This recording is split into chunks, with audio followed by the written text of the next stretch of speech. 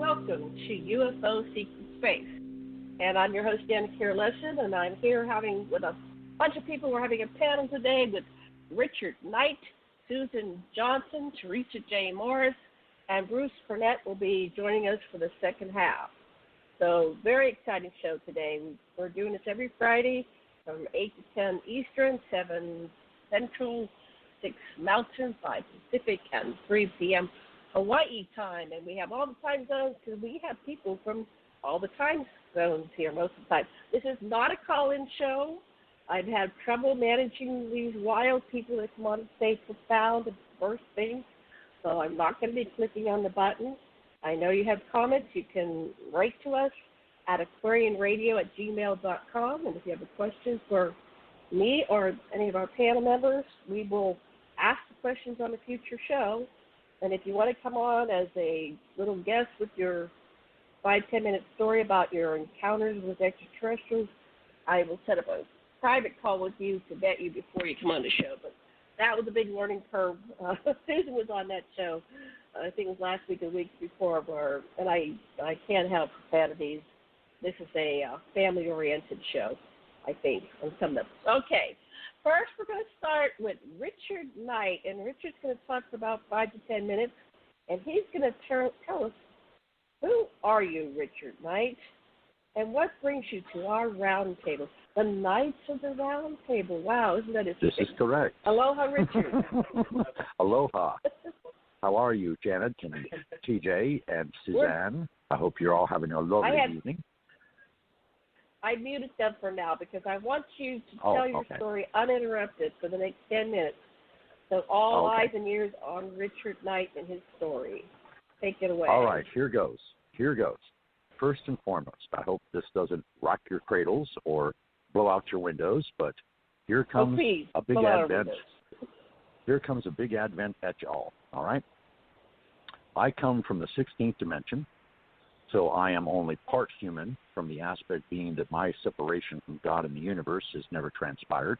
I had the full perception of God and the universe upon my birth, and basically it was very useful that was so, because during my early childhood I was subjected to a great deal of abuse, a great deal of rejection, and there were all kinds of craziness going on, while at the same time enjoying the benefit of having 14 senses instead of the regular 5.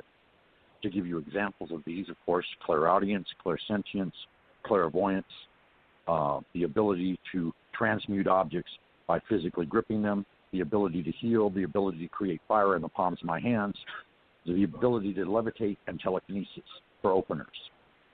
All right? So as you can imagine, if someone like me were to be boarded at a Catholic boarding school, the nuns and the priests were freaking and claiming that I was the son of the devil incarnate.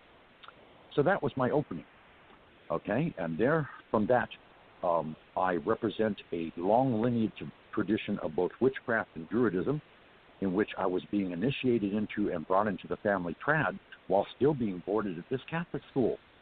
So this opened upon me the tremendous curiosity that became insatiable over time to this point in my life, where I now hold 4 doctorates, one in theology, one in divinity, one in religious science, and the other in metaphysics. In addition to my spiritual track, I am also and have been a civil criminal investigator since the age of 19. I am presently now 65, and I hail from the great state of California, from the city of Santa Monica. I have had probably too many supernatural and paranormal experiences to count and detail without actually writing a book, which I have done so, okay? That's how vast and vigorous my experiences in the paranormal, and even in contact with ETs and UFOs as well.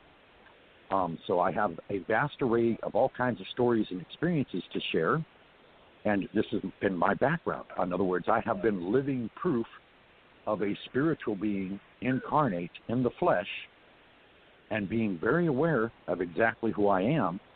And as my life and path journey have progressed, of course, I have become very well educated.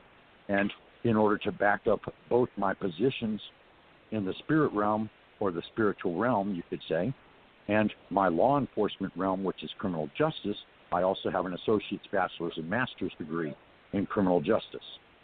I have had over 45 years of self-employment as a civil criminal investigator, and I have also worked for the federal government with Department of Justice, the Immigration Department, with over 5 years' experience there, and I have also worked for the State Authority of Georgia as a probation officer, starting out as a probation officer, going to a supervisory probation officer, and eventually taking over an office of 12 probation officers who I audited, schooled, and told right procedure to, over a 3-county area with a caseload of roughly 4,500 juveniles and their families over a 6-year period in 2 different districts.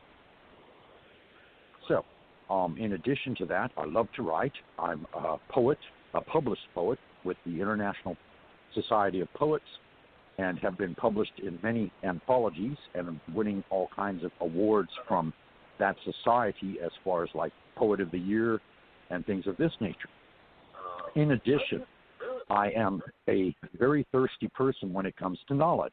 So I have studied in depth all of the various genres of literature in regards to the paranormal and the self-development and the self-awareness, as well as being upon the trip of self-enlightenment, as one would call it, from around 1965 to the present.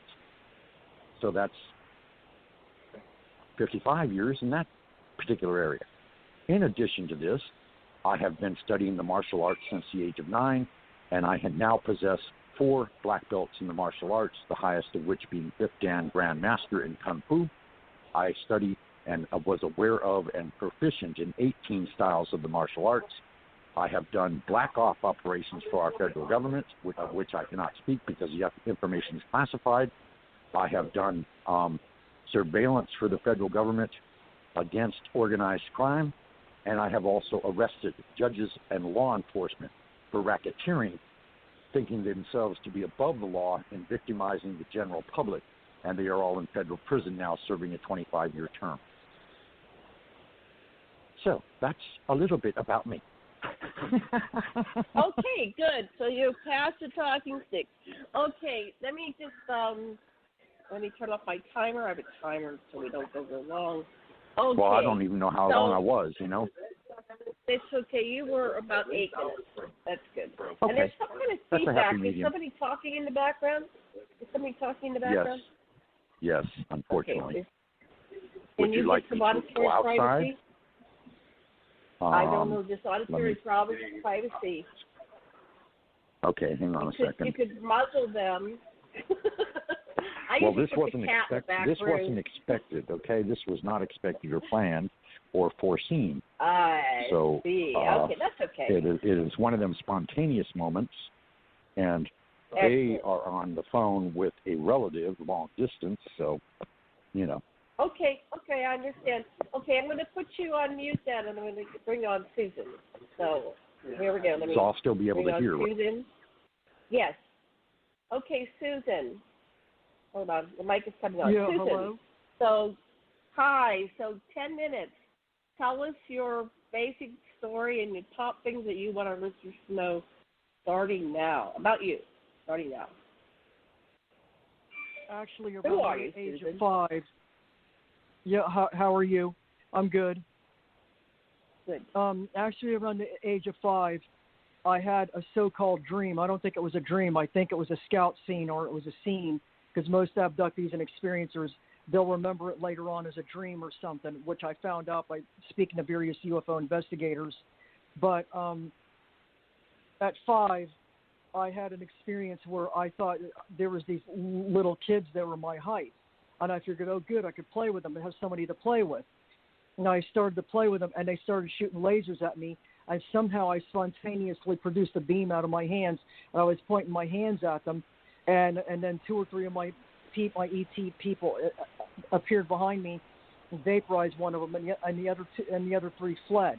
At 7, I had a recurring dream that we were coming into the Earth's solar system, and we were bouncing off the gravitational fields of the planets before we were entering into the upper stratosphere upper atmosphere of the Earth, and a black hole opened up, and I woke up, and everybody, the other crew, which was a human Nyandan crew instead of an ovoid or an Archeron Nyandan crew, that they were still asleep, and I was awake.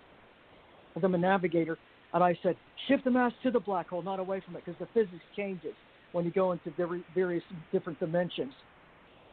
And they shift the mass to away from the black hole, and we got obliterated. And I was born here in 1960, and since then that was the dream. I'd wake up and I would be cross-legged, facing the closet, all shooken up. And I had that dream like 3 or 4 times. Then when I was at the library, I would study every paranormal book, psychology book, physics book, UFO book, astronomy, trying to figure out what was happening to me, the special relativity, general relativity, everything. And I accelerated my IQ like about 10 or 20 points. And then I skipped 3 grades in grade school, and I graduated on time in 79 from a public high school. And then I got an AS degree in physics, an AS degree in electronic engineering technology, or electronics for short, AS degree in plant mechanical maintenance with a dean's list, straight A's, AA degree in physics. I got certifications in HAZWOPER, OSHA. I got DOE Core Level 1 certification for RAD protection, which is Radiation Protection Health Physics Tech. I passed the Northeast Utilities Test, which allows you to work at the northeastern power plants as a health physics tech. I have like 25 years senior decontamination experience, and I was also a valve tech and an apprentice boiler maker, and also a laborer. And I was a junior health physics tech for like 3 power plant outages. I'm forcibly retired. I've had ongoing alien experiences all my life. I'm connected with, I remember all my past lives and the original universe of where our people came from. Presently, we're working with it on our own, and we were called in and commissioned by the Universal Council of One, which is seated in Cygnus, the Orion councils and stuff, because they needed our help, because we ended the Lyran Wars. And that's why the Star Wars is based on the Lyran Wars. And when they say the Force be with you, they mean us. We are a unique force. I was told we were a force embodiment. And then back in 2015, and I also work. We came in when we were called in and commissioned. We came in through Taurus, from the other side of Taurus, the Aleactron universe, on the backside of Taurus, through Aldebaran, and what is now the Crab Nebula. It used to be called Bhutan, and it went supernova, and it became the Crab Nebula.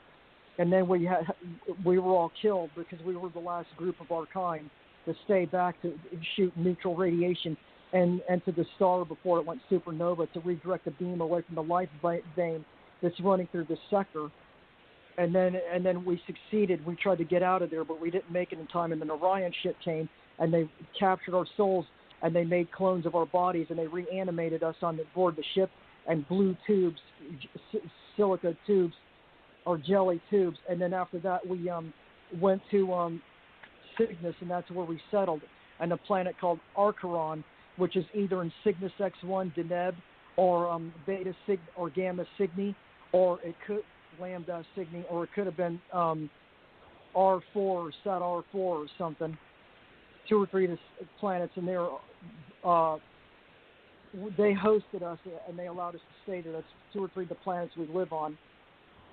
We come from the Urfactinum Urfactianum universe, and back in 2014, I was told that symbol on my right ankle means Urfactinum Urfactianum. And when I did some spiritual work, I went on the spiritual website and I looked at symbols, and the symbol that I have indicates warrior. And I go, oh, that's just great, because I've been told lately in the past 10 years that I'm a warrior, a light warrior. And I am a multidimensional being, and I've been told as high as 22 dimensions. And I don't know if I have clear audio or clairvoyance or anything like that, but I do have a good perception. And those are my ongoing experiences. And I think I'm working with several fleets up there fighting. Maria Calvin Hill actually photographed various ships on the backside of the sun and around the Earth and I get a strong impression that those are our fleet. And then Bruce Cornet mentioned a book called The Masquerade of Angels, and then chapter 21, it gives you a good idea of how insidious the evil is that's coming into this sector. And we're here to fight it. And because we ended the Lyran Wars and we collapsed the universe in the backside of Draco, and a lot of them, because it was parasitic, evil, disembodied entities that were sucking the life force out of the universe, and some of them escaped into the portals. And then when we were, that's when we were called in, because they were targeting the lower evolved, lower dimensional beings that live in a dualistic reality instead of the trialistic reality that governs most of the universe. And now we got to finish the job. That's basically it. There's a lot of conflict between the humans, the ETs. They demonize us. They vilify us. We're going to make our presence known. We show our mottos all over the world. We'll see UFO armadas all over the world. That's us showing our presence and our force to let everybody know that we're the good guys and we're after the evil. And that's basically it right now. We got to eliminate the evil, but the humans have to play their part by becoming more awakened and more aware and regain their individualism and their self-preservation and proclaim the sovereignty of their race on this planet. We also do a lot of planetary synthesis, planet creation, stabilization and stuff. And we've been fighting negative factions of the Secret Space Fleet, but there's two factions that are positive that are working with us. And it's just really horrific. I've been on a lifelong quest to try to find others on this planet from my group that are in physical form, and I think I'm not going to find anybody because so far nobody showed up.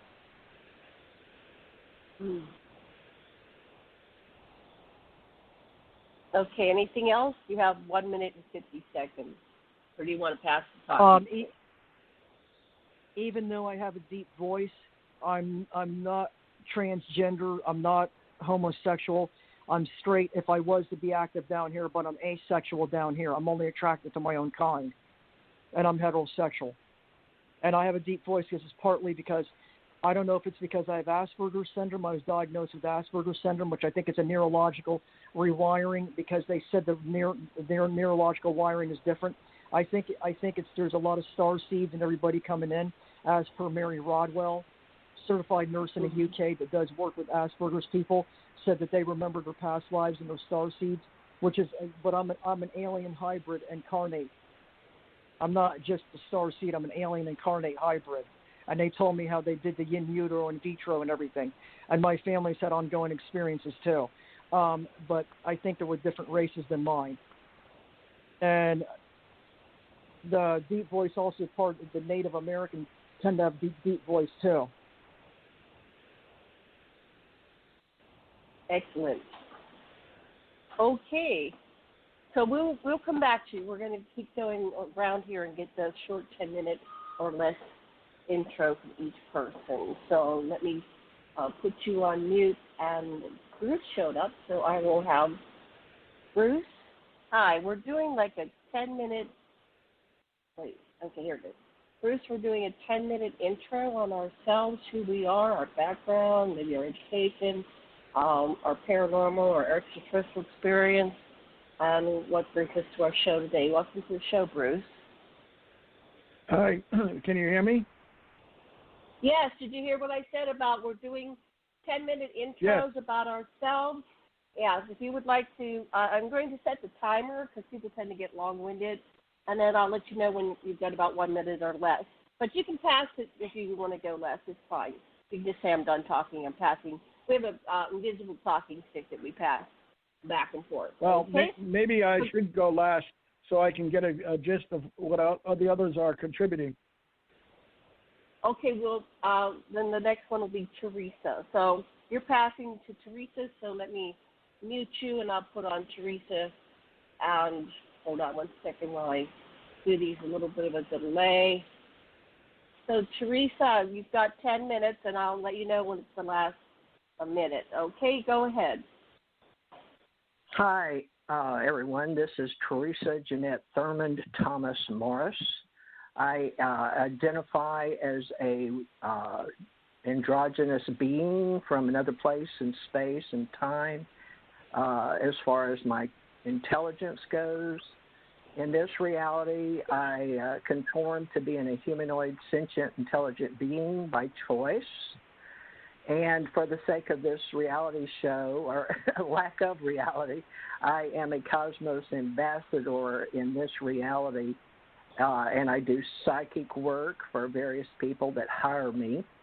And I also train entrepreneurs as a CEO of a corporation.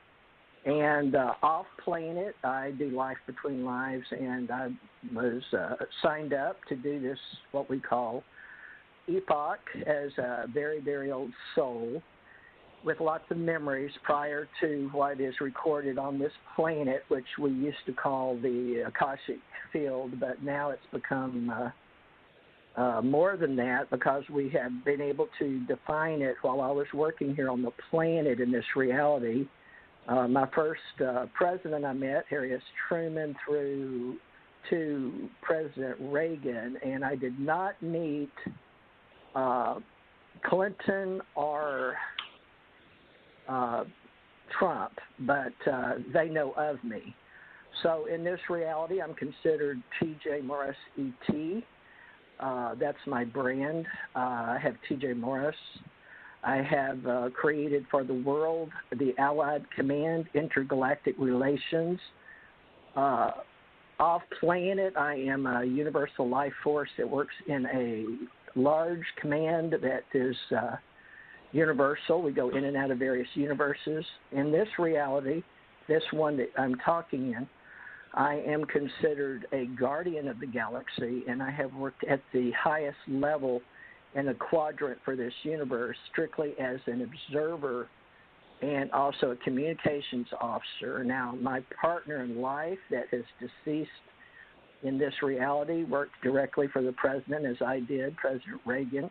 We are, in this reality, we are retired from Department of Defense, he was Department of Army, I was Department of Navy. We both were intelligence officers. I have been a private investigator, legal investigator, and trained in personnel and information security with some of the best in the world. I have traveled the world. I'm a world traveler. Let's see, what else would you need to know? I'm presently working as a government contractor, even though I have officially retired. I have 50 years in service from May 10th, 1967 to May 10th, 2017 with our Office of Personnel Management. If you study how we've set up the government with the Constitution of the United States, you can learn about all that and all the changes that have happened since I got out. With regards to the reality here that we've created with UFO groups, I am the original Ascension Center Oracle, and I am also the original UFO Association, the original. I started with Stanton T. Friedman and George Filer, and Canada, and the United States of America, and the international acclaimed command officers that were retired, reservist, Army, DOD, GS, WG, wage grade. And so I represent in radio since 2012 with several people that are veterans. They want to tell their stories before they pass on.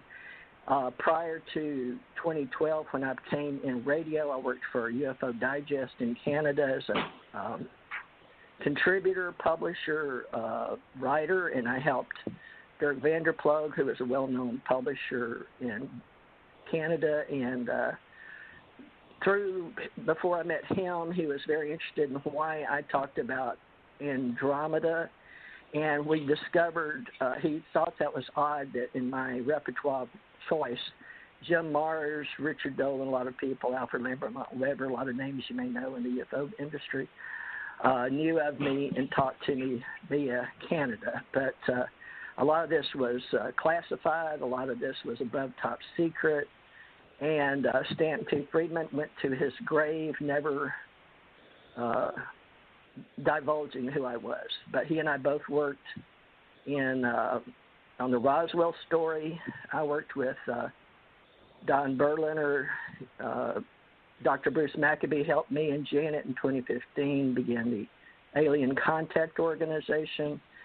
I have since separated out from Mutual UFO Network, which in 2012 I ran one of the first advertisements. Stanton T. Friedman opened my show after I'd had a couple of shows with Janet Carroll Lessin to do Stargate to the Cosmos. So you may know that she and I have known each other on this world since 1993, and we'll be coming out with our timelines. But she met me as a psychic at Psychic. I had Psychic Network. I was CEO in Hawaii, and let's see what else. Spiritual World Network, and I was asked to take over your spiritual center as president, CEO of a corporation. I ran the Spiritual World Network, and I was on radio there, television. People came over and filmed me from India. I've been on various radio shows, but I did not want to, so I waited to come out till August 2007. I was told I broke the internet, and the Catholic Church came out and Russia was like, what you doing? So I claim August 2007 as my coming out as an extraterrestrial entity on the planet telling my stories, but people thought them as fiction, and that's okay with me. So I since then wrote about 20 to 40 books, lost count. So I'm considered an author, a publisher. My family ran a publishing company. My imprint was Timely Manner Books. I was president CEO, as I said, of a corporation. I became a multimillionaire, 33, when I was age 12 on my first Rolls Royce. So I had the power to manifest, which the government was very impressed with. So the actual smoking guy that you see in X-Files was my handler named Carl Reichert out of Chicago area, but I guess he was in D.C. and held the desk there for 40 or 45 years. But I didn't know what those were. So Dr. Richard Allen Miller has been my colleague, and he is a GS-18. We both have an IQ that was once registered at 168 plus, both others 175. And he is my colleague, and we are building a new reality with esoterics, wisdom, what we call the occult, which just means unknown or undefined, or it's used in a lot of ways. But basically, I relate as an interfacer. One of the jobs which I didn't want to admit to anyone until my husband died because of intelligence work. I was told this to say I work for the State Department. But I worked with Bob Dean, and we worked with Allied Command Europe. I worked the European Theater in uniform, out of uniform, through the International Police, with some names I won't drop right now because it's too soon. And I have been known as a researcher for APRO, NICAP, QFOs. I personally met J. Allen Hynek for the sake of the show. He asked me overhead in a jet to please help him. I didn't know he was asking me that he died. I was supposed to meet with him in Colorado with his secretary. I was flown to Edwards Air Force Base. I guess we had to talk with some other people in the Navy and Air Force, and then I went to Lowry Air Force Base and did some training, Black Ops, stuff like that. But as far as people that care about what kind of military training I have, Army, Navy, Air Force, Marine. One more minute, TJ. All right. I crossed over. I ran for all Joint Chief of Staff in Sea or Mariner. So I've been working globally and internationally, and I'm just here to observe and communicate. And I really identify right now with the cyborgs and the AI and the robots, and bringing in what we used to know were just interfacers. So I didn't want to do this job, but I volunteered for it, I guess. So that's who I am. I'm here to help at the Ascension Age. It's a whole new paradigm. So thank you, Janet Carroll Lessin, for being my friend. Okay, thank you. Okay, next person is Bruce Cornet. And Bruce, I'm putting you on off of mute. I think you can talk. Try talking now. Okay, can you hear me? Yes. Yeah, go ahead. 10 minutes. Okay. My background is very different from that of Theresa and Susan. I didn't get involved in all of this subject until 1992.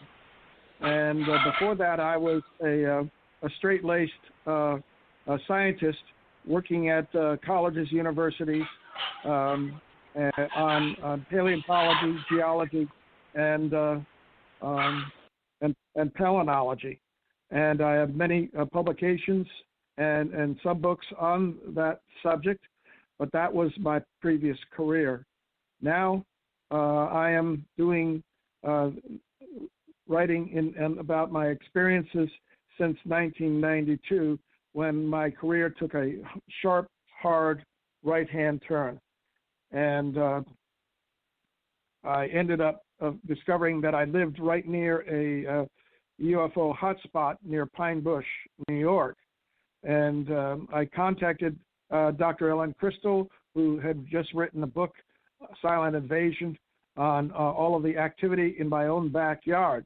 And as a scientist, I was very curious about what was going on. And she took me out into the field on the very first night I was out there. I saw things I could not explain, and I was literally captivated.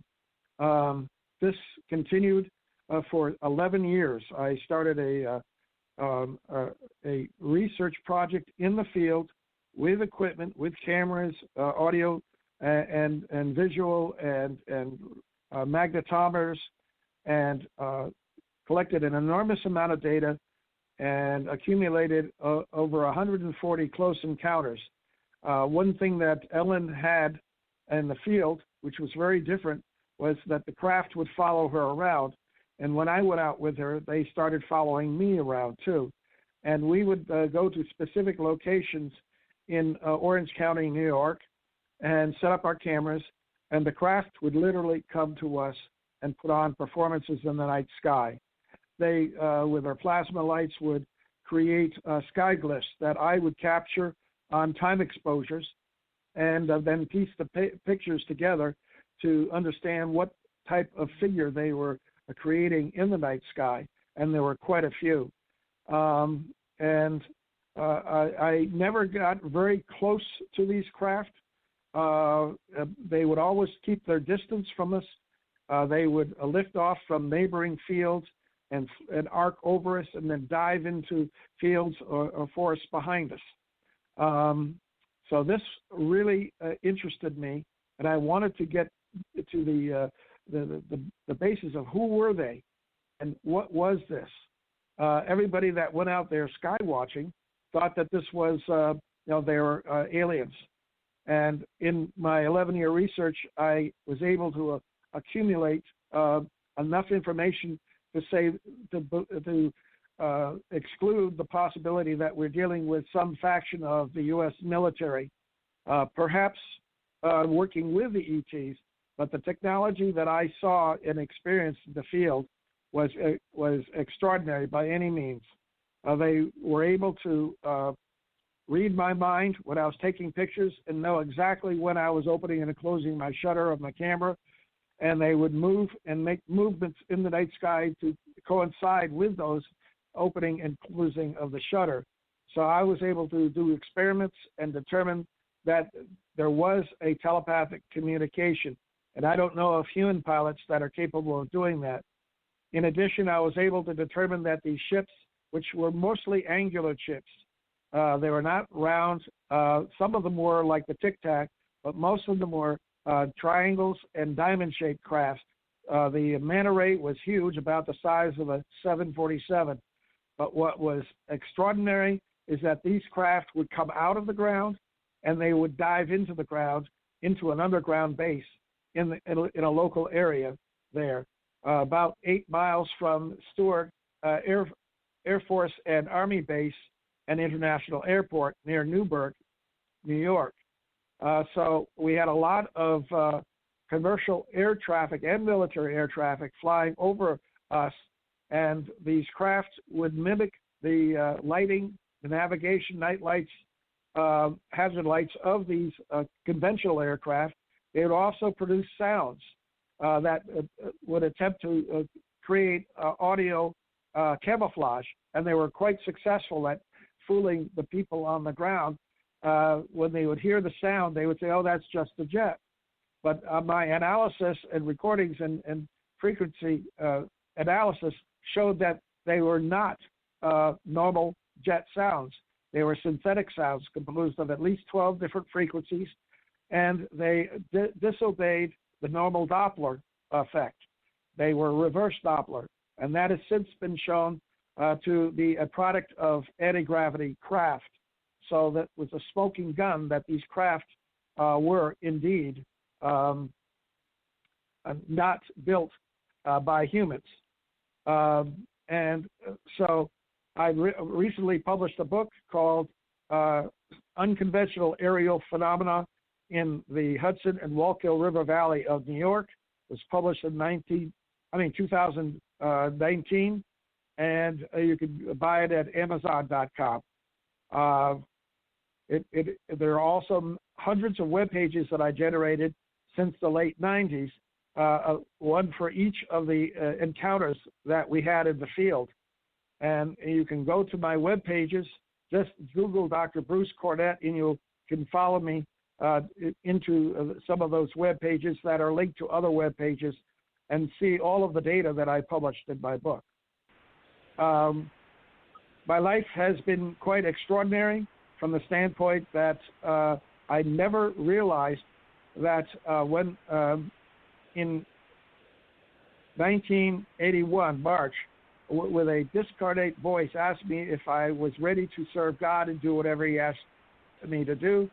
When I said yes, he asked me to take care of a woman that was in need and that he would bring her to me, which he did. And I met her in late 1983, and lived with her for exactly 7 years. And she was an extraordinary woman. She died in 1991, and then came back in spirit and over her grave and to say her farewell. And I caught that on video, on camera, and I did a web page on that called The Passion of Bonnie. That was her name. And then I watched her spirit being beamed up into a second sun in an overhead cloud above her grave. And when I analyzed that images from the cloud, there was a huge, circular, dome-shaped white mothership embedded in that cloud. And that was my first clue that my late wife was an ET. And she came back to me and communicated with me telepathically for many years after that. And I believe that she was responsible for putting on those performances by the unconventional craft in the Wallkill River Valley of New York. So I'm basically here to back up all the other guests on the show with actual physical data that had been analyzed scientifically. Great. Well, thank you very much, Bruce. Okay, good timing here. Okay, this next round, what we're going to do, I'm going to go back to Richard, who we've not met yet, Bruce, but I'm going to ask a question. Richard's going to ask a question of his own making. Oh, let me get this switched over. Okay, 1 second here. And we're all going to answer it. And I'd like everybody to keep their question down, their response down to 2 to 3 minutes, because that way we'll get 3 or 4 questions done in the course of the show. And Richard, you go first, ask the question, and answer your own question. Take it away, Richard. Okay. Good evening, everyone. Not like putting once you on again, the spot, huh? But go ahead. Well, that's okay. I can handle it. No problem. Okay. My question is this. How long, to all of the panel's very, very extensive knowledge, have ETs and extraterrestrials been involved with the planet Earth? Okay. And an answer to that. Do I now? Yeah, yep. You answer your own question now. Mm-hmm. Okay, so now I get to answer my own question? Sure. and then we're going to have everybody else answer. Oh, okay. All right. Well, my answer to the question is, roughly speaking, about generationally speaking, 50,000 years, roughly speaking, give or take. There have been many wars for the planet, as mentioned by our other panelists. There are still ongoing wars in the seventh dimension that are being carried on outside the expertise of experts here on the ground, as well as sensitives such as myself and all of the other panelists, obviously. And there have been many races that have come to the planet, including the Anunnaki, who held the human race into what you would call morphosized, where basically their mentality was completely controlled by the Anunnaki for at least a good 20,000 years. There has been an ongoing alien presence on this planet simply because the original created mass of the Earth was, in fact, a universal library that was kept by a half a dozen guardians that would rotate in and out of rotation in far as their incarnation was concerned, so that in turn this library would be an access to all of our universe and depository by all beings within our given universe, which contains about, I can't even tell you exactly how many galaxies. But anyway, that's my take on it. In other words, basically speaking, there has never really been true Earthlings per se, and if they were only here incarnate for one life before they became either mutated, ascended beings, or extraterrestrials from other planets, galaxies, or universes or dimensions. Okay, and then express your question one more time before Susan answers. Susan's going to answer next. Okay. My question to the panel is kind of short and sweet. In your take on things or your observed interactions with the same, how long have extraterrestrials been, basically intermixing or helping the human race here on Earth? How long has there been an ET presence on the Earth? Okay, Susan, your turn. Since before the beginning of the Earth. The Earth was specifically created as one of the primary focusing points on what they would call a matrix that's supposed to govern the baseline light harmonic resonance that regulates the nature of physical reality. There's several Earth-type planets throughout the rest of the universe. Each one of them is on a critical point of this matrix. And each universe is regulated by what they call a light harmonic resonance octave or a system.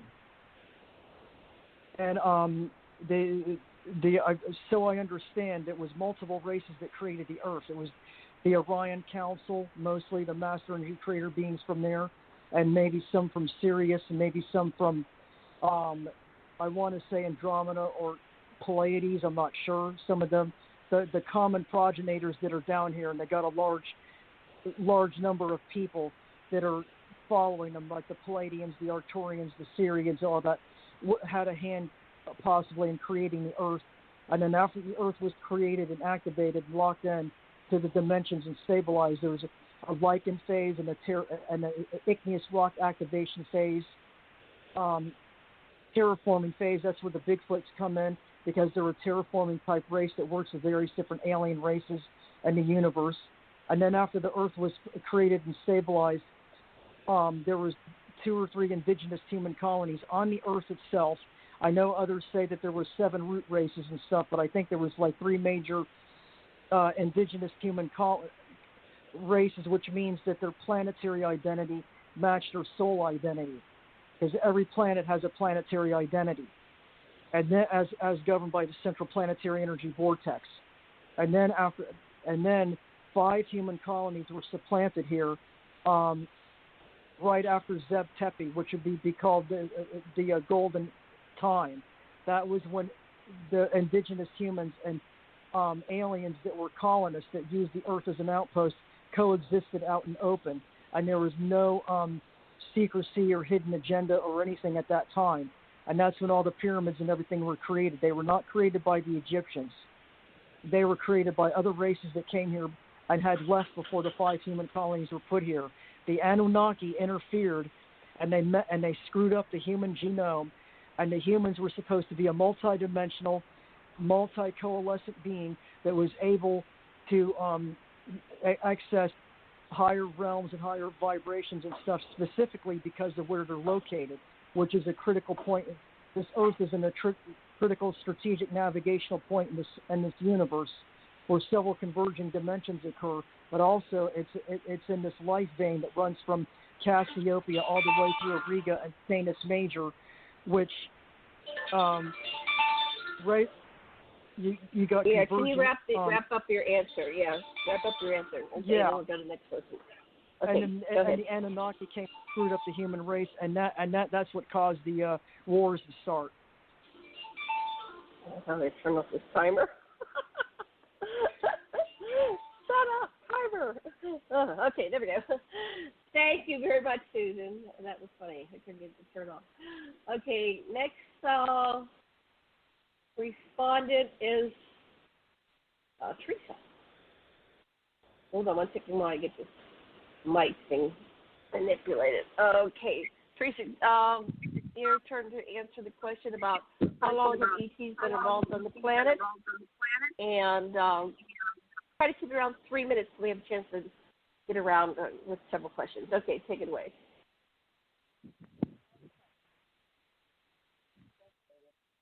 Are you there, Theresa? Yeah, can you hear me?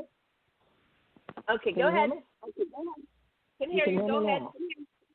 Okay, yes. regarding the story that we're promulgating tonight, You're breaking up. You're breaking up. I'm trying not to. Hear you. I'm not doing anything. I'm not moving. Okay. Go ahead, try again.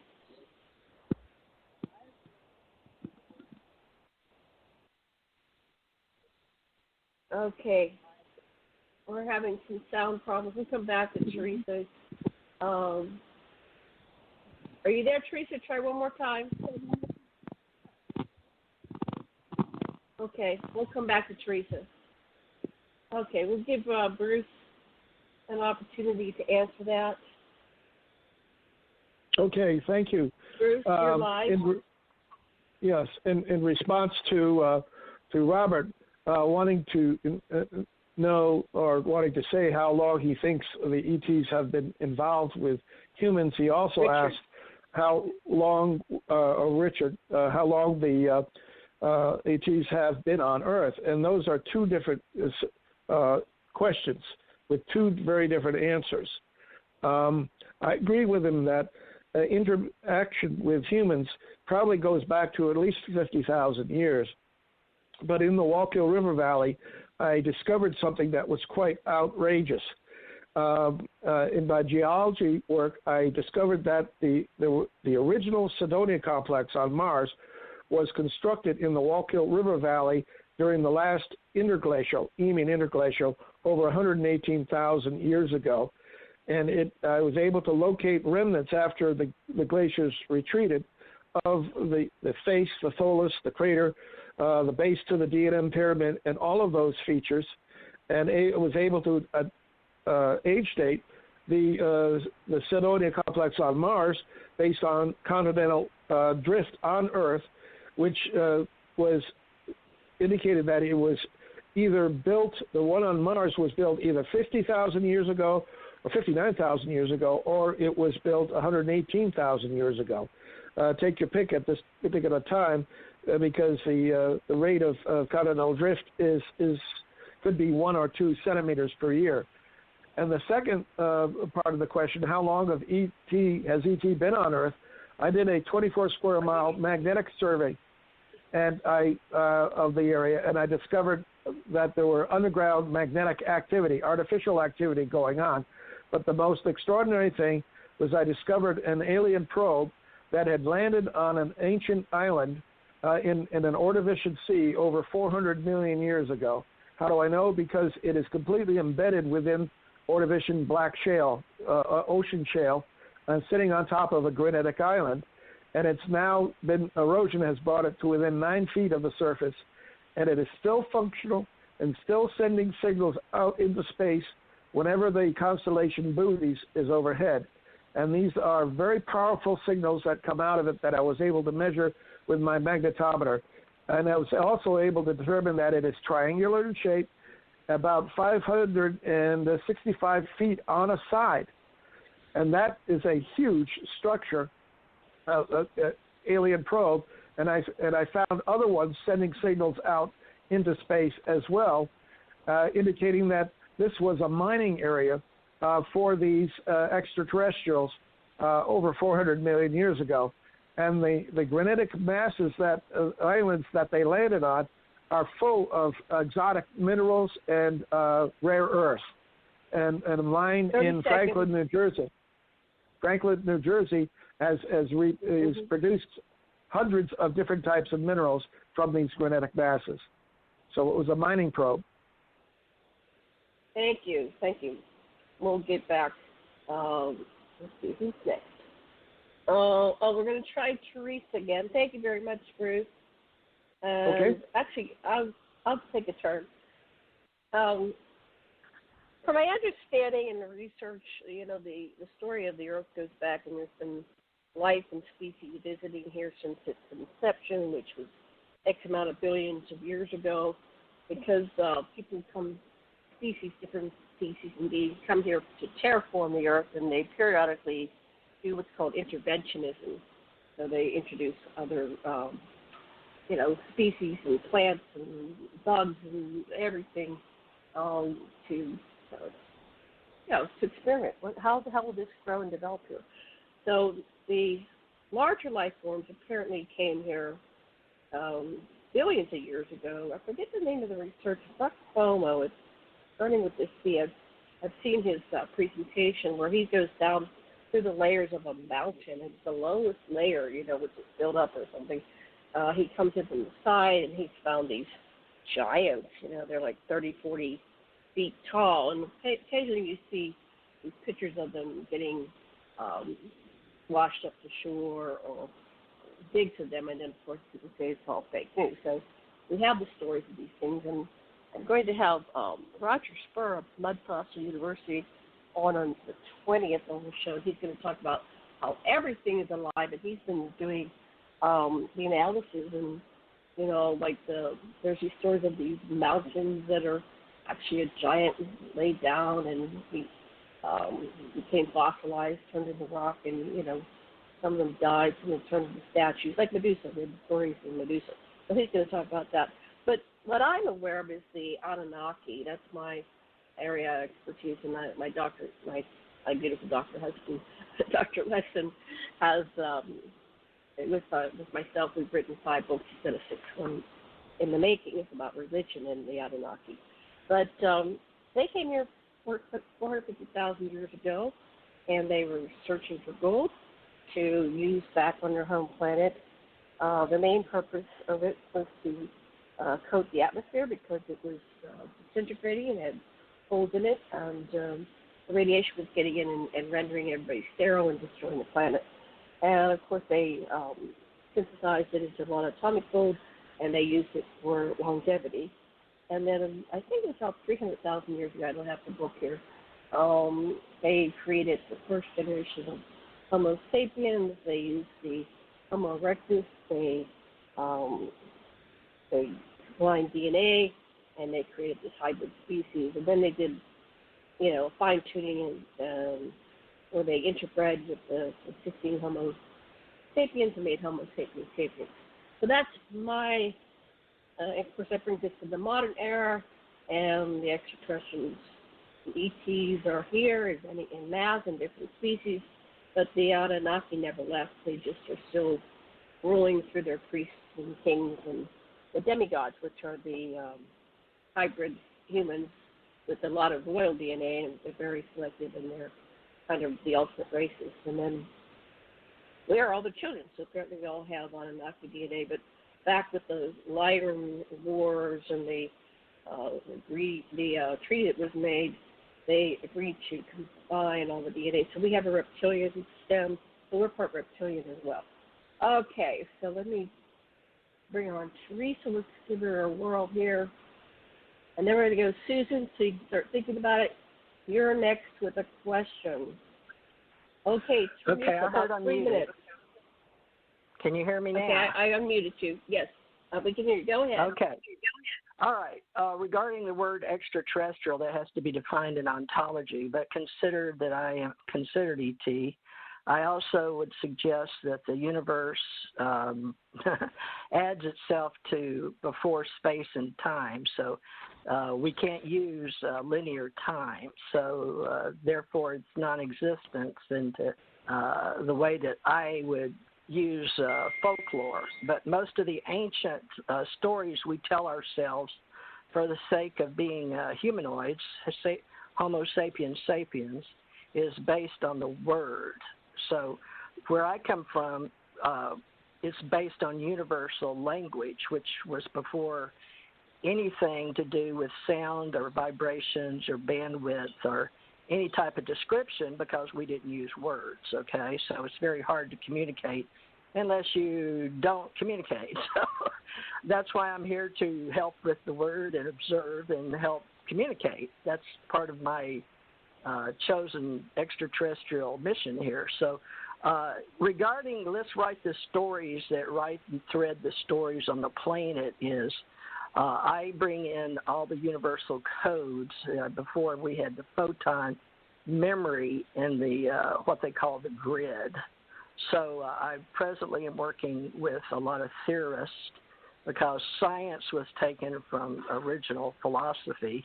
And right now they go back to Aristotle on the planet and create forward. However, as far as archaeologists, anthropologists, people that talk languages of the earth being extraterrestrial, I'm working with all those that understand that before humans existed, we had all biologicals. So to me, Earth is an extraterrestrial, and Earth is made up of former biologicals.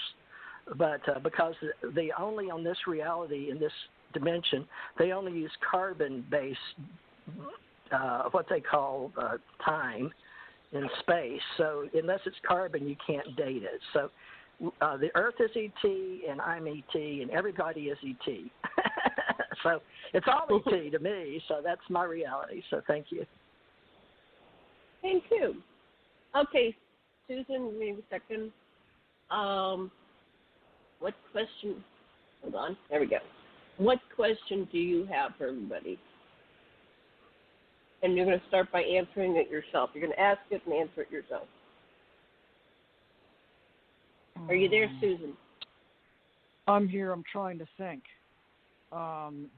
Okay.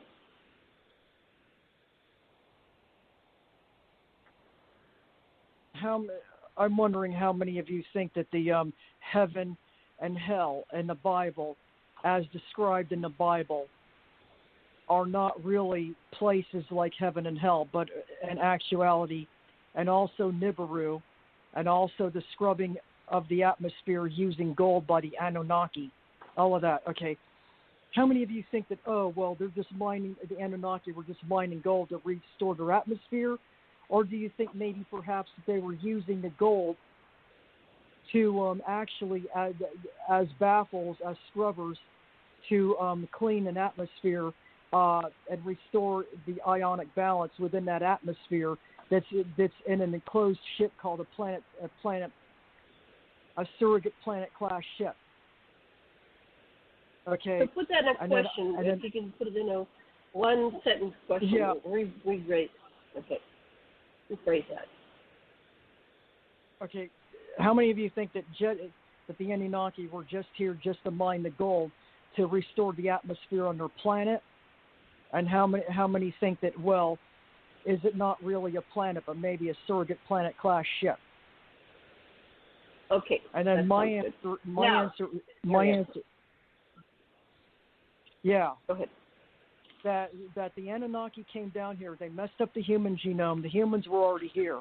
I know because I was working with some ETs that supplanted a human race here, a colony, from an Earth that was in the fifth dimension. And the humans were very passive and docile and very friendly, and the animals and that fifth dimensional Earth was very aggressive and very hostile. And they put them here in the colonies and stuff, and the mountains to see how they would adapt. and then they had to be taken off world when we found out it was too harsh down here for that human colony from the fifth dimensional Earth, and we returned them back home. Okay, so the humans here were messed up by the Anunnaki because they decided to make them subservient and usurp them and dummy them down to make them slaves to mine their gold, and also slaves to be used as a commodity in trade and make slave armies and stuff. The gold was specifically mined, like I said, to become to be used in baffles inside of these surrogate planet-class ships to scrub the atmosphere of toxins and renormalize the ratios of the different gases in those enclosed atmospheric climate control systems. I know, I used to work in some of the climate control systems on the ships, colony ships docketed in the backside of the sun, the moon, and the solar system. And as for heaven and hell, those are surrogate planet-class ships that are enclosed and are called Arcavanas. Nibiru is not a planet. It is another type of planet-class ship that goes around, and they can also offset the Earth's orbit and create the Great 30 Flood. seconds. And that's what they do. That's my answer. Okay, thank you. Okay, hold on. We're going to go turn on the mic for Richard. Back to Richard. Wow. Go ahead, Richard. Your answer. I thought mine was complicated, but yours panel of geniuses. Just bunch of nerds just here. Really took us out there. Okay. All yes. right. First and foremost, do I believe in heaven and hell? Well, heaven and hell are the creation of the consciousness or the overall awareness of the body of mankind that has been propagated on down through history religiously. Okay, so you're talking about many millions of minds all coinciding together to create these interdimensional realities as a specific place in time, or at least a individual reality that can be experienced by anyone who so wishes basically to do so. For example, there's not just one heaven, there's actually 18 of them. For example, hell, there's not just one hell, there's 7 of them. As far as the Anunnaki is concerned, I do believe that, in fact, their mining colonization and excerpts upon this planet were a cover, a complete cover or disguise to the universe and the galaxy and, of course, our solar system at large to put off, or what you would call sleight of hand magic, to indicate that this is what they were here for and this is what they were doing, when in reality they were completely sent or completely had the alternative motive of completely dominating mankind and making mankind into their slaves. And that's pretty much my answer. Thank you so much, Richard. Okay. Bruce, let me turn on your mic. What's your answer to that question? I have studied religion over the last 30 years very intensely because I mentioned earlier that I spent 7 years to the day with Bonnie, my late wife. And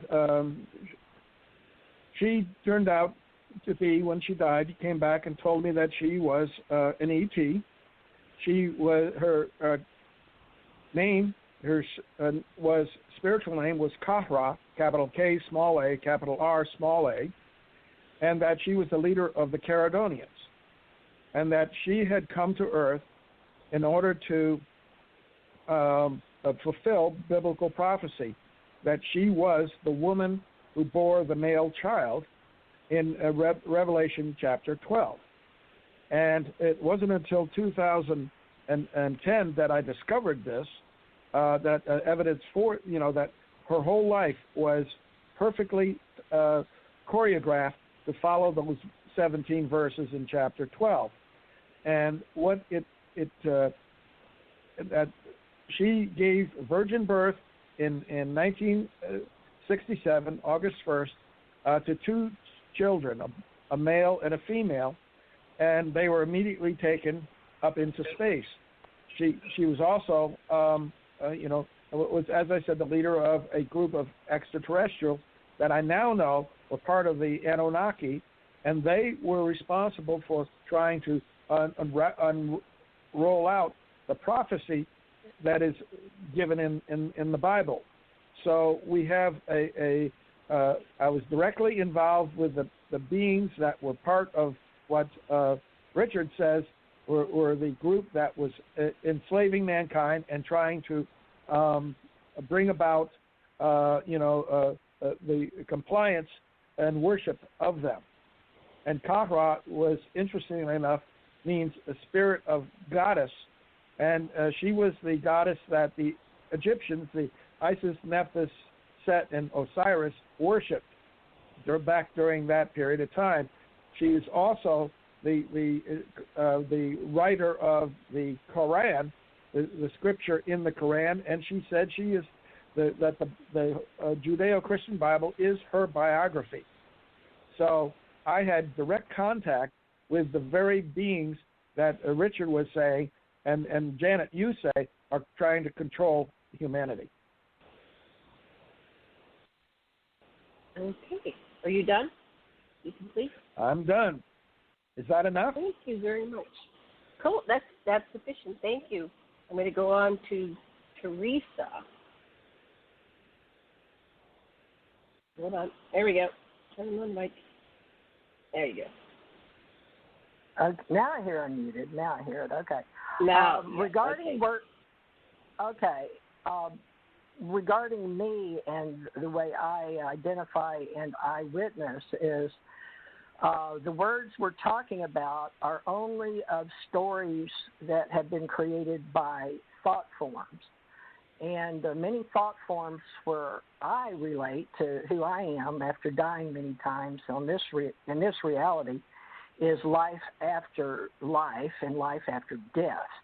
So in those realities where I am presently, it's like interdimensional travel, is the fact that I know I'm here now in this reality, but it's like I would prefer to use the term of entertainment and gaming because this is a radio show on radio waves that we're creating together, so we're all creators.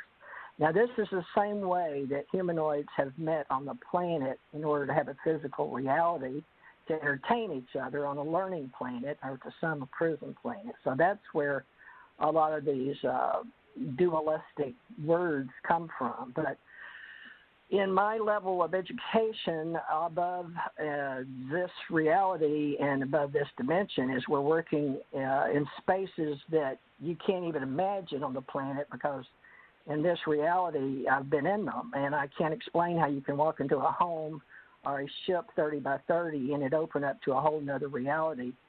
So we're working on that, and right now they're called magnetic monopoles, according to Dr. Richard Allen Miller. So I'm here learning to communicate and work with ontologists.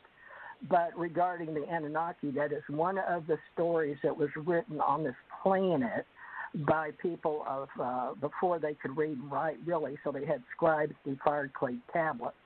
And that is about, the word Anunnaki means those from the heavens came in human earth language that we call the business language or American English. So most theologians are aware of that, as is the intelligence community. But I can say that in this reality, that is why Iraq, they had people go in and destroy most of the Anunnaki museums in Iraq to get rid of that story. So, stories get ruined on this planet. So I'm very upset about that in this reality as a three-dimensional humanoid. So I'll end it with that. Oh, heaven and hell. Yes, those are man-made descriptions in geology. On a timeline, I've described it in a science book for the Chinese. And 0 in cyberspace is -1 and +1. Everything's 0. Therefore, put it in math. It's just a language. Thank you. Okay, my turn. Okay. So, Anunnaki, Anu was the king of Nibiru, and Ki is the name of earth. That those who came from heaven, the Viru, where Anu lived, and they are his people that he sent here to Ki, to earth, to establish a colony. And that's according to the Sumerian story. It's written in Shemiah form. So the accuracy of the original writer, was it science fiction, was it science fact? Back then they seemed to be trying to write down the history to leave for humanity, and we are their children. So the mining story, yeah, it could be a story. You know, all these are stories. Everybody here today's telling stories. We have all these stories written. We don't know the true motivation of the original authors of any of these stories. Were they intending it to be fact or fiction, or anything in between? Heaven and hell, according to the Anunnaki story, heaven, of course, was Nibiru. So if you were going to go, you were chosen to go back to Nibiru to visit King Anu, to go to the home planet. You know, that was a very honored thing to do, but they didn't let just anybody in, you know. The humans weren't allowed in.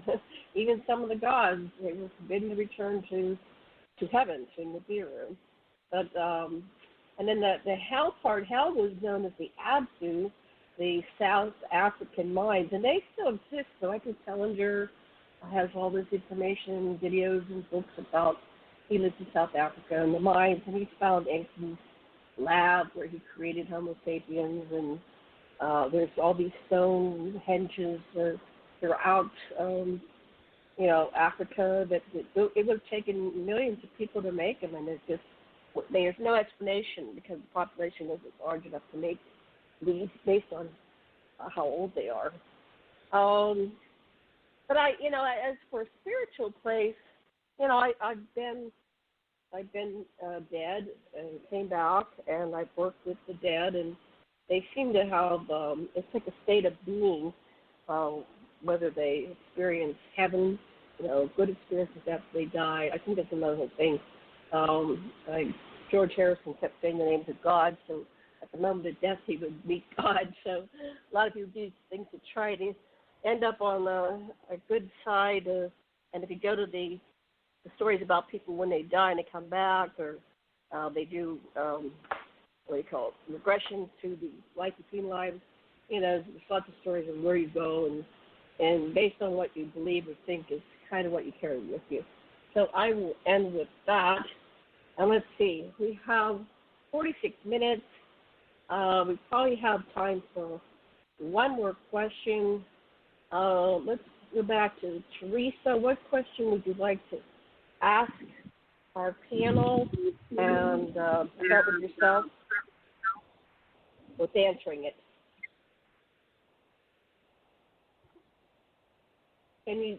Theresa, are you there? Okay, we'll come back to Theresa. She's not responding. Okay, Bruce, what question would you like to ask the panel, and answer it yourself first? Okay. What I got involved with was a prophecy that was being fulfilled by one of the Anunnaki, who claims to have been, claims to be Kahra, the goddess worshipped by the other lower demigods of ancient Egypt. But she also told me that she was Nin Kursag, who was the mother of Enlil and Enki, and of humanity in general. But what was fascinating by all of this is that I got to meet her children, which were actually, I was the sperm provider, and they are essentially the offspring of Kahra and Bonnie and me. Bruce, in the interest and who are they? So who are they? And what I came to realize, the children, and especially my son, whose name is Kyle. And what I came to realize is that he is the male child described in Revelation chapter 12, which is the reincarnation of the Christ Spirit, and he is the Messiah. He's now 53 years old, and he's very close to coming down. he's a pilot of a spacecraft, and he's going to come down and assume his position as the prophecy, old and new prophecy of the Bible proclaim. So that's basically my contribution from what I've learned. But we also know that this is part of the Anunnaki deception. Okay, Richard. What do you think? Okay. What's your response to Bruce's question? Well, I'm trying to decipher precisely the question. Okay, Bruce, you were very, very eloquent and very knowledgeable. So therefore, you were putting on a presentation as well as couching a question in the midst of it. Yeah. So if you could couch it for me more succinctly, I would be most appreciative. Yeah, you're both okay. I'd like to go on for both of you. Yeah. Okay. Basically,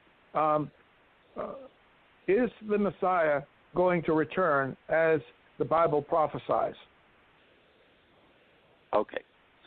First and foremost, if we are addressing the lineage and incarnation of Christ himself, that whole story has been manipulated through various royalties and various ascendancies and all kinds of different houses that in turn, basically have reworded the Bible into 18 different versions, into 14 different languages. Okay, so there is the truest sense of the Bible itself is the language that Christ himself spoke while he was present on the earth, which is Aramaic. All right, so the Aramaic Bible holds the truest content as far as what is recognized as the established or accepted Bible by those in mass.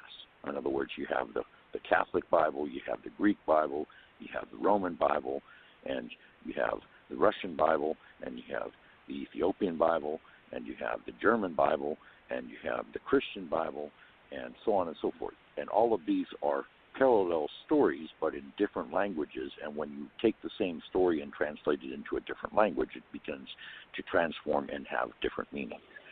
So, in reference to the second coming of Christ, as the book of Revelations was revealed to you by and from, as portrayed by John, it has already happened.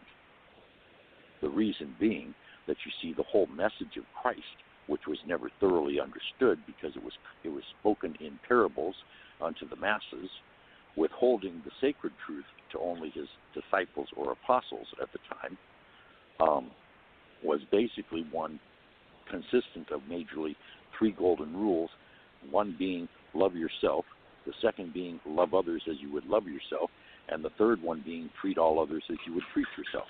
So basically the standards of love and full acceptance of the self.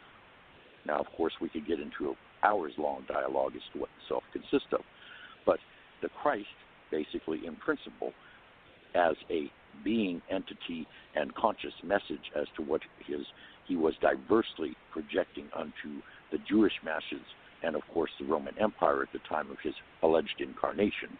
And I say alleged only because, again, it's a matter of perception. In this reality where there are 2 or more, you can co-create an entire complete reality just based on the 2 of your thoughts melded together in an interdimensional and multiversal universe, okay?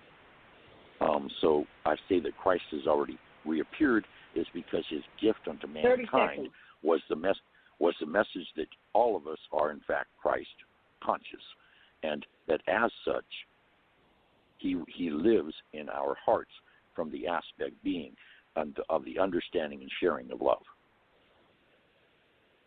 Oh, thank you. Okay, on to Susan. Great answer. All right. Hold on, let me put this on.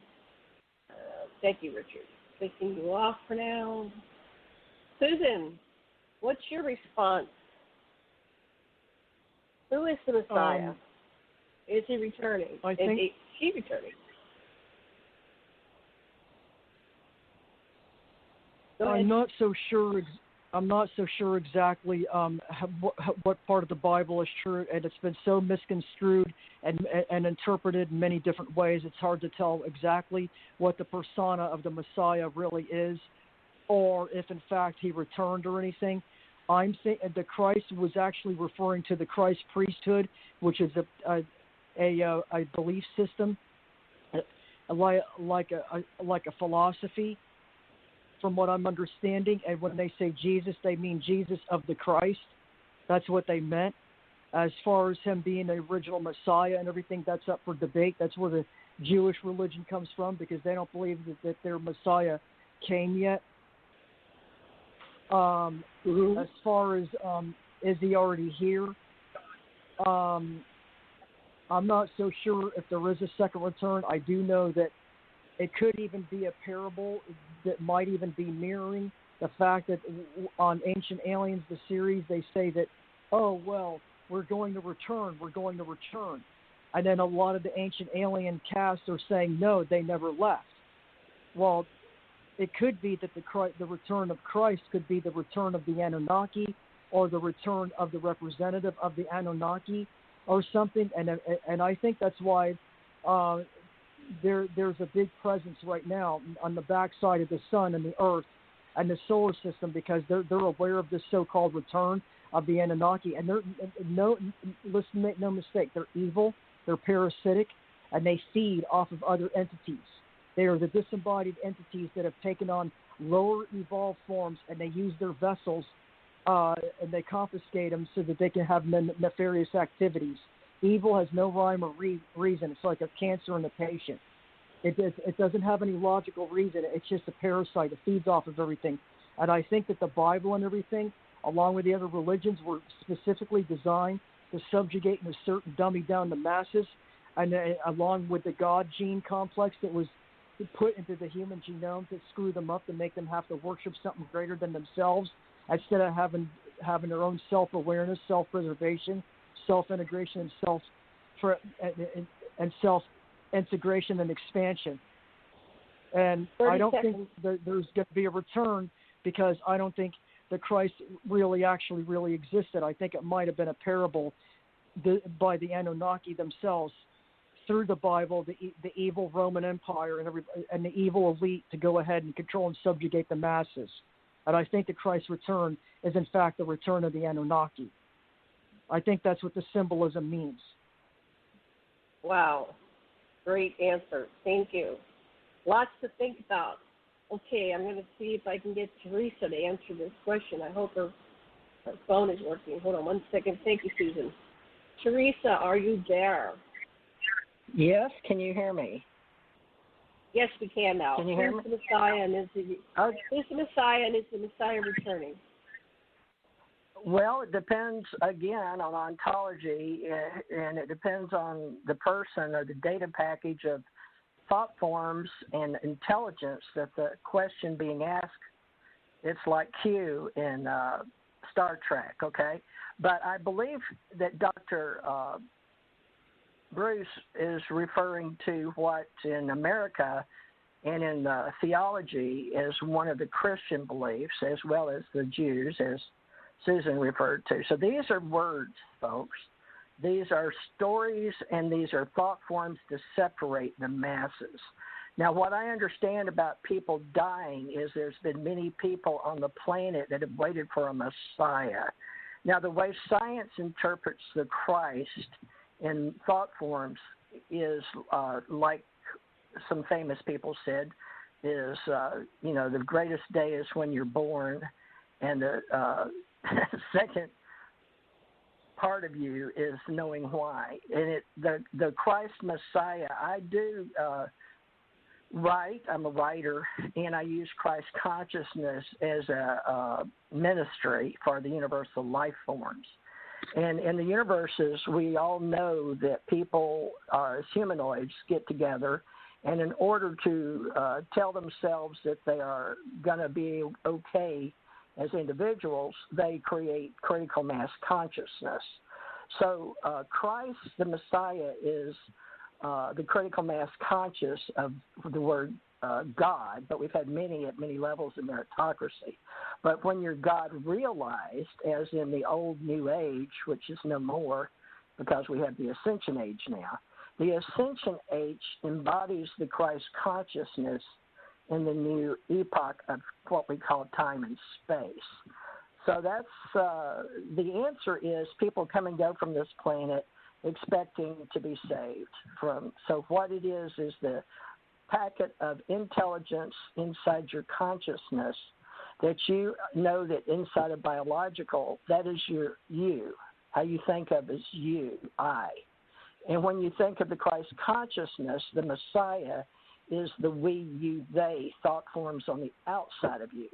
So once you grow up and become awakened, you realize the inner and the outer is yes. There is no other. So there is no minus, there is no plus. There's only zero, which is all encompassing the Messiah Christ consciousness. Done. Excellent. Wonderful answer. Wonderful. Okay, I'll take a stab at this one. Okay.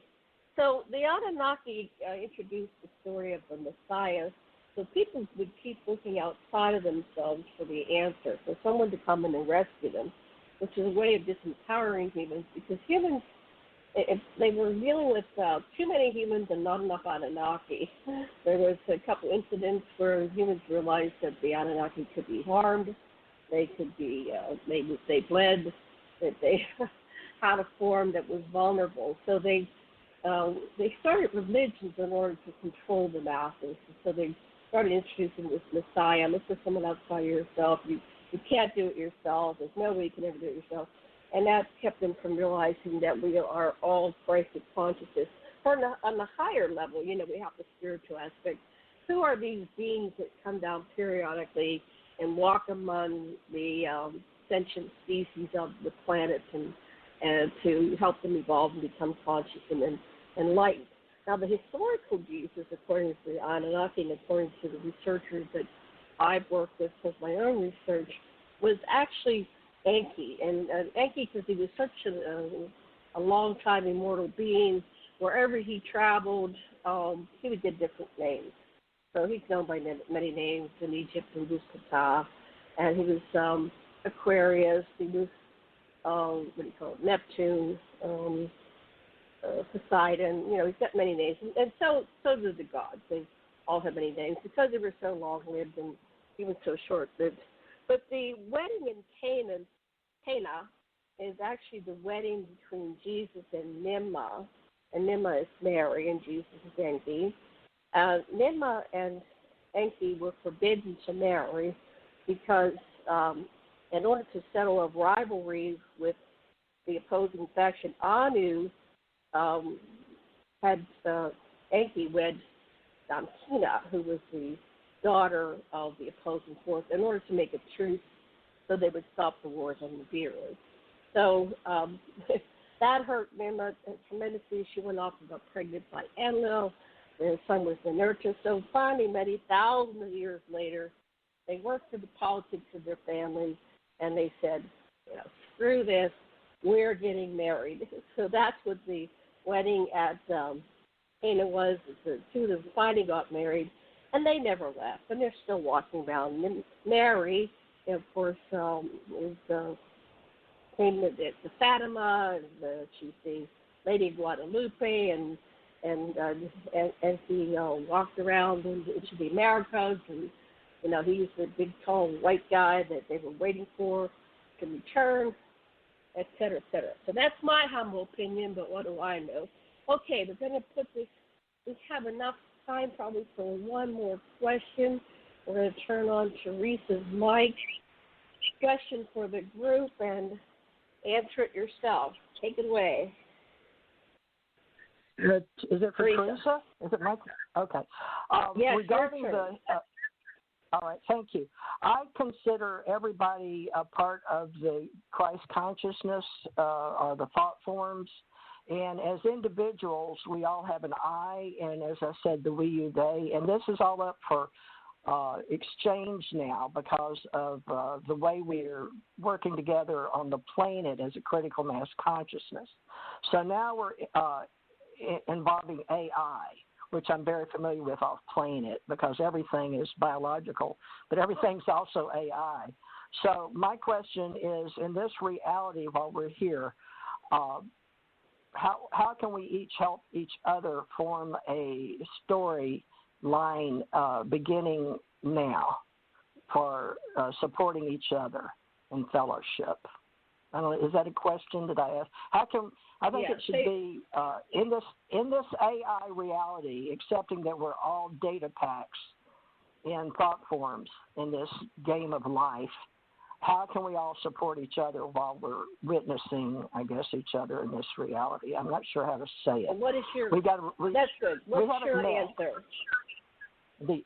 My answer is show up and understand that we're communicating in cyberspace to create community. So I'm doing my best to show up and communicate and create community. So that's my answer to my own during this time of AI. What can we do to support each other? Thank you.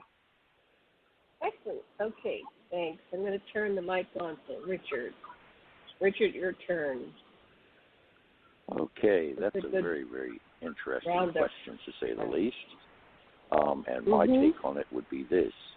In order to come together to create a harmonic unity, we must, of course, form an alliance amongst all of ourselves that are present, those of us more pronounced or more out in the manner of speaking, making others aware around them of who they are and where they truly come from and where, in fact, they are, what their mission is here to accomplish.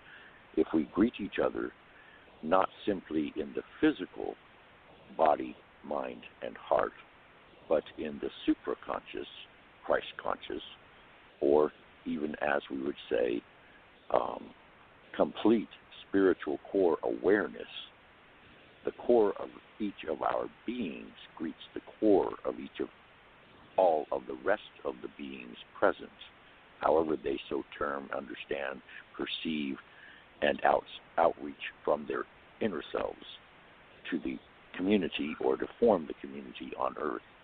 If we take it not purely from the human, but blend it with the awareness and an awakening and an ascension unto the core being of all those present here on the earth, then in turn there would be a harmonic unity of communication, not purely on the physical or verbal level, but also on the intuitive level, and also in an exchange of a core multidimensional being of light unto another core being, multidimensional being of light.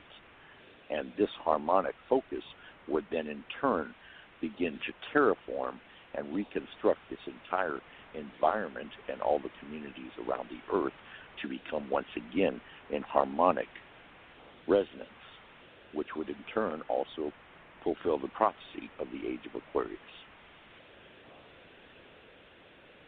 Wonderful. And that is my answer. That's good. Thank you so much. Awesome answer. Okay, so let me turn on Susan's mic. How do we create community? How do we support each other? You got to recognize you got to recognize your planetary identity, your universal identity, and your soul identity, which is your first point of inception and creation, whether it's this universe or an alternate one. Realize your true point of origin and your true soul group and everything, and realize the other races that you're trying to help or intervene on an ontological level. And always for the good. Mm-hmm. Anything else? We have about 30 seconds. Are you complete? No, that's it. Okay, thank you so much. Okay, Bruce. Oops, hold on. Sorry, Bruce. There we go. You have to click that just right. Okay, there you go. Essentially, I mean, I am impressed with all of the comments being made here, from Richard to Susan to TJ to Janet, and what I was trying to present is this concept that if there is going to be a human representation of the Messiah, just as many believe there was at the time Jesus was on earth, will the public believe that he is who he claims to be? That I doubt will happen. I suspect that if somebody were to claim he is the Messiah, you would have as much acceptance and dissent as you did 2,000 years ago. And I don't think that's going to be the solution to bringing people together. And I don't think that there is going to be a single savior that can change all of the problems that we have created for ourselves. We need to correct our own, clean up our own house before we begin to want others to clean up theirs. Excellent. Are you complete? Only that I want to say that for the sake of the information being presented, that as Susan said, that that she didn't think that Jesus actually existed, that he is more a myth. Well, that has been held by many people, and yet it's too bad that you didn't invite Tommy Sinisi on this show, because he claims to have lived at the time of Jesus and to have known Jesus personally. And so he could correct that misconception. Then you have the Gnostics, who didn't think that Jesus came in the flesh, but that he was mainly spirit, and the Christ spirit. And that's why the Catholic Church, the original church, tried to destroy the Gnostics. They get rid of that concept, but it has come back. It is resurrected in 1949 with the Gnostic manuscripts that were found in the desert. Right. Okay, well, I'm going to answer my answer, and then I'm going to turn on all the mics, and I want everybody to play nice with each other. But I just wanted to say, but in psychology, one way we can create community is to witness each other. And we witness each other without judgment, without criticism, without trying to fix or repair, because none of us are broken. But witnessing is the first level to healing, especially if you can be witnessed without judgment, criticism, somebody trying to fix or repair you in your true, authentic self. And ideally, it'd be great to witness each other in our true expression in the moment. So if somebody wants to be angry, they could be angry, and you just witness them being angry, and we, applaud and say, "Good job, you really did." If they want to be loving, whatever their true emotion is, as long as you're not hitting somebody, you don't let anybody hurt anybody. But if it's within themselves, and that's what they're doing, that's fine. And so what we've done in our communities here, we've had experimenting conscious community here on our property. My husband came here in 1979, and this has been like a little hippie community. Learning to grow food and supporting each other. And I can't say that we had a lot of success, although, each period was successful in of itself. I would like to see us, and that's why this vision of this radio show is to come and we witness each other.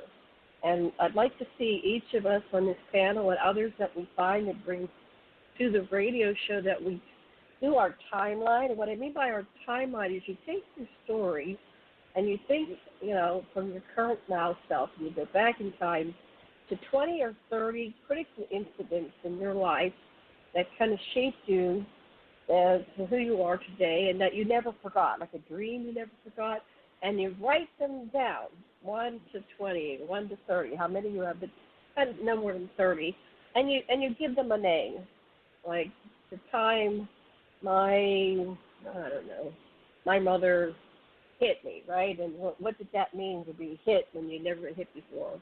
Or, something, the time I was taken on board the ship, whatever it is, it can be whatever it is. And then what I'd like to do in future shows is each person, we witness them in their 20 to 30 episodes, and we help them integrate, fill that out, and of course, no fixing, repairing, criticism, and then we do the next person. And so that's one of my concepts. So now we have 19 minutes left in the show, and there is somebody on hold, and I'm afraid to turn it on because the last time I got all these obscenities. But I'm going to turn on the mics of our panel members. I'm going to walk away from this for just a minute because I have to do something. And I invite everybody to just go free flow, and it's called popcorn. The one who has the most to share will probably emerge as soon as I walk away. And please be mindful, there's only 18 minutes left, and when you're done, say, I'm passing the mic. And then the next person speaks, and try not to cross-talk. I'll be back in just a minute. Take it away, panelists. Will you mute yourself, Janet? And we usually do this by time, so there's 4 of us, so that'd be 4 minutes each with a closeout for Janet at 2 minutes.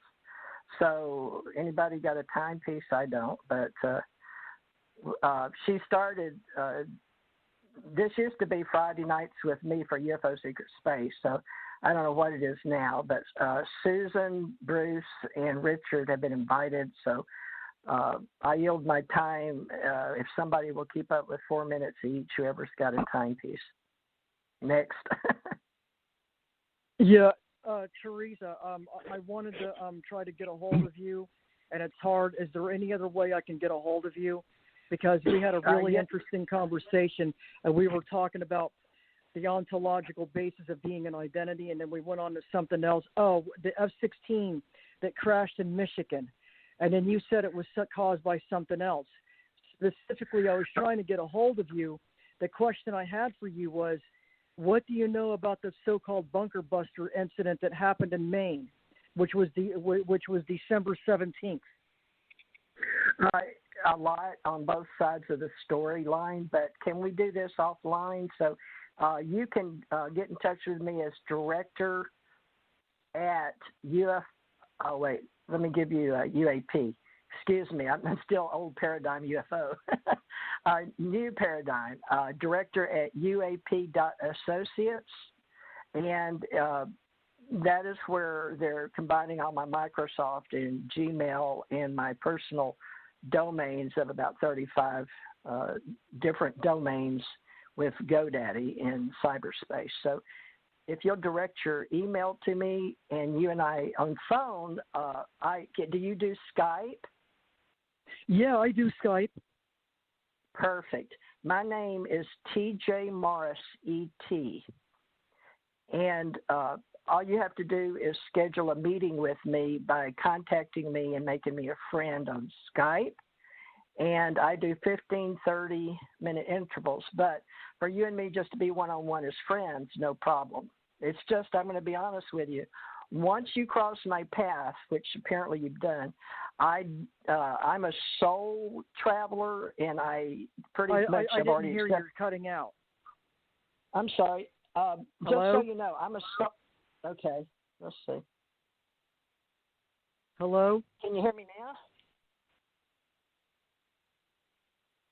Can you hear me? I'm back. All I heard was once you cross my path, which you've done, and then that's it. And then you faded. Yeah. Hello? Okay.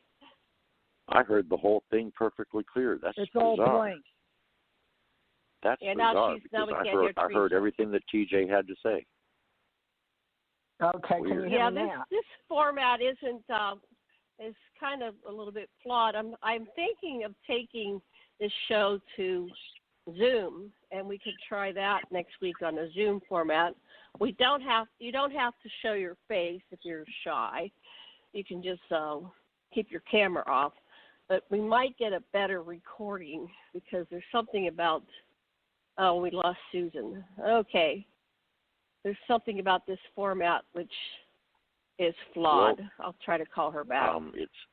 It's not just the format. It's that when you have beings that are fully awakened and conscious all gathered in one place, we have a tendency to blow circuits on satellites and other communication devices and create static in those systems, and as a result, it interferes with communication that you're trying to have between any pair of given individuals for conference calls.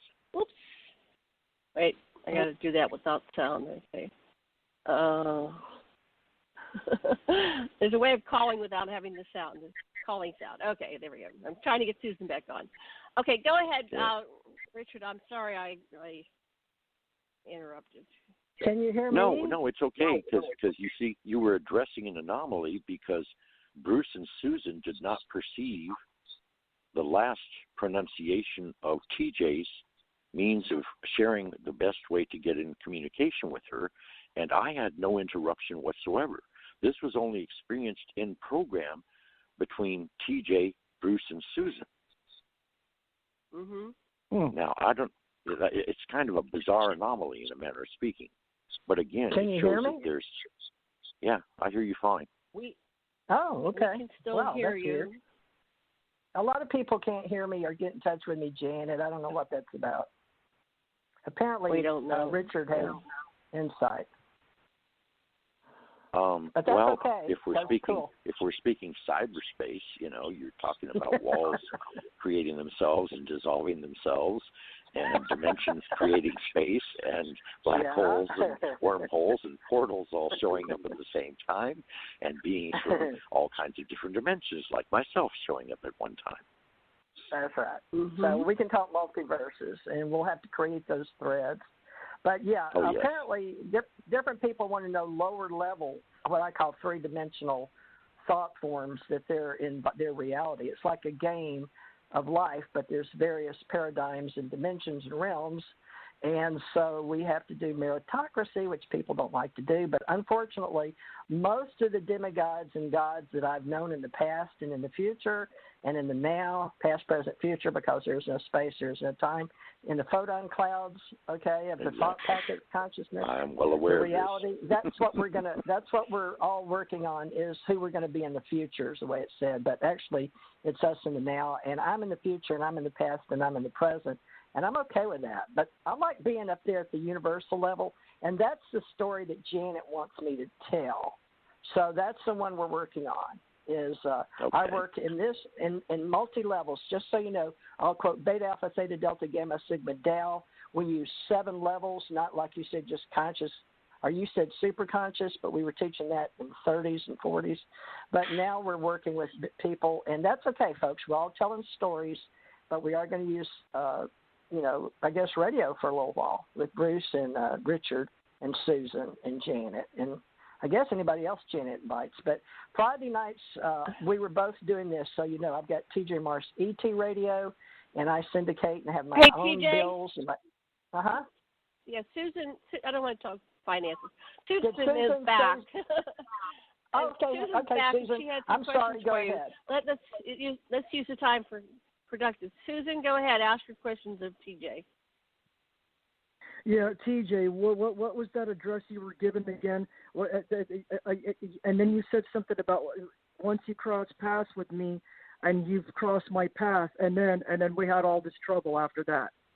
I was going to say, I hope you can stay in contact, because so many people are trying to work at critical mass consciousness in 5G right now, that the radio waves and the microwaves and all the waves we have are all messed up. But please try TJ Morse ET on Skype. I have Google Calendar. Janet needs to make a forum, or I do. I have Blog Talk Radio, and she has Blog Talk Radio. But Susan, I'll be glad to bring you back on my show separate from this one, and we can talk some more. Everybody that wants to interview with me, I'll do that. So I don't know. Janet's the only one, and Tommy, that have ever been able to contact me on this planet and stay with me. Now, Richard I don't has seem been to able be having to. any problem. I know. Richard doesn't have any problem. So, Susan, I guess I'm it not, depends on... I'm not really human. Well, yeah. So, Bruce, I don't think Bruce has ever had trouble. Have you, Bruce? With what? Communicating with you? Yeah. Reaching her, yes. Oh, no. Interesting. Huh. Harder I've got her on Skype. I get messages from Skype. Okay, well, let's try that, Susan. And I got a phone number. You want it? Wait. You want my phone number? 850-781. 850-781. Wait a second. I gotta get something to write it down. You can call me after the show. Janet yeah, can hook you you probably up should put that information out independently, privately, rather than putting it on the air. Yeah, because I've got so many people trying to get me on all my phones, so I apologize, everybody. They've got all the lines tied up to me, and I've had people coming in my house, and they're trying to fix it. Thank you. Janet, just keep us together. Okay. Go ahead, Susan. Yeah, so if you're going to give out the phone, it's going out to everywhere. Do you want to give out your phone, TJ, or do you want to do that on the email? You can do that. You can give it. You can give it to her. Give it to her off because I'm not sure this one's publicized. All the others are blasted out, full blast. Yeah, well, you didn't. It wasn't. It wasn't Wait a minute. completely 10 digits visible. It wasn't all completely those 10 spammers digits would visible. get it. All those people that do commercials would get it. So anyway, you will no longer have to worry wait about a minute. them. But anyway, I'm having a hard time talking. It's like everybody's talking through me, and then I get cut off. And every time I try to get TJ Morris, I can't get her. Everybody else can get her. Somebody's interfering with me. You're a psychic, Are you TJ. What do you serious? think? So I'm going to mute everybody so you can have the last 5 minutes talking to TJ and ask her your questions. So I'm muting everybody else. Go ahead, Susan. Ask your questions of TJ because we have like 7 minutes or 5 minutes. Why is it when everybody else can get a hold of you with no problem, I can't? What's going on? I think the number I gave you is one of the ones I lost. I don't know if somebody came in my house and took them because they were right here by my bed, but somehow they disappeared. So out of 4 phones I own, 1 landline in the house, I've only got the one I'm talking on. And Janet will give that to you so you can call me after. Janet, apparently Susan really wants to talk to me. It's just one-on-one, okay? Sure. Yeah. Okay. And I don't understand. I want to ask you a psychic question. Oh, no, sure. You're a psychic, right? Yes, ma'am. I'm an empath, cognitive, a precog. I claim all of that. I'm Cosmos Ambassador. I work on all levels. Okay. Beta, Alpha, Theta, Delta, Gamma, Sigma, Tau. Okay, then, in relation to that, what am I? I'm on the real high councils, right, from the other universe, multiverse, and all that? Yes, ma'am. Am I the only one here on the planet for my people? No, ma'am. I am you. You are me. We are they. You're my other one. Where are you from? Which universe? The 7th. The one I'm from is Arfactinum or Factianum universe. I didn't hear that. What? You're a universal being. I can't hear. Can anybody tell me what she's saying? I can hear her you're totally speaking fine. Universal. That's weird. I can't hear her. All right, so it's universal levels. We're having trouble in bandwidth and vibrations and sounds, and that's because the language we speak, Susan, isn't modified. So we've got to speak in our biological. So first of all, we have to accept our biological forms and become humanoids. And then we've got to find each other on the planet. So it's part of the game. And it's not the easiest game I've ever played because they made me a communication officer. It's not part of the game. It's part of direct interference by the negative ET scourge because they don't want us to connect. Okay. All right. Well, it's however you interpret it. So I apologize. I don't think it's on my part, Susan, so please don't take it personal. I'm a very open, I'm actually a personality on Facebook, so please connect with me on Facebook. But most of the time people think I'm on Facebook, but I'm not. I'm a developer inside GoDaddy. So I have a probe core, a cPanel, and it's a different level. And then so when I punch buttons in domains, it goes into Facebook. But I'd be more than happy to assist you. How do I get a hold of you? How do I call you? Do I Skype you? Do I Messenger you? You have an iPhone. Yeah, can I Messenger you? Skype her. You can Messenger me. For now. Janet, please give her my phone number when we get off. Janet has a direct line to you, and when she disconnected us, we got disconnected. You said okay. Oh, yeah, I thought you had already exchanged numbers. No, I couldn't get a hold of her. I called her and I get the answer machine every single fucking time, and it's a mixed garbled up. It's like Happy New Year, like that. All garbled. Happy New Year. That's all I could get out of it every time I try to call you. Interesting. Okay. It sounds like we're being interfered with. Thank you. Yeah, that's exactly what it sounds like. Okay. I wanted to ask her. You heard the book Masquerade of Angels. I'm getting echo feedback in my voice. Right. So let's wrap this up because we're out of time anyway. So let me pull on Richard. Final words, Richard. Say whatever you want to say to our listeners. We thank all of our lovely listeners out there in Cyberland, or from whatever perspective or perception you are perceiving us in. We greet you with love. We greet you with heartfelt warmth, healing, and wish you the highest possible ascension to become your highest possible good in the here and now.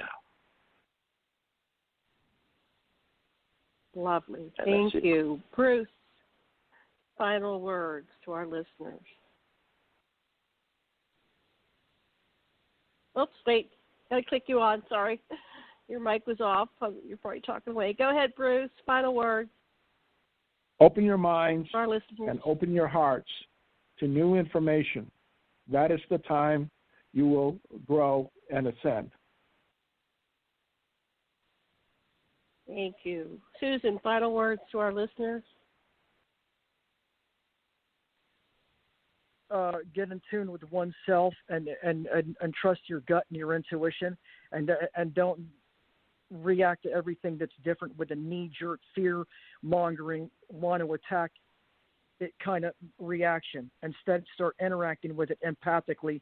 Try to sense what the entities and what they are, and don't fall for the sadistic entities that are portrayed in the book called The Masquerade of Angels.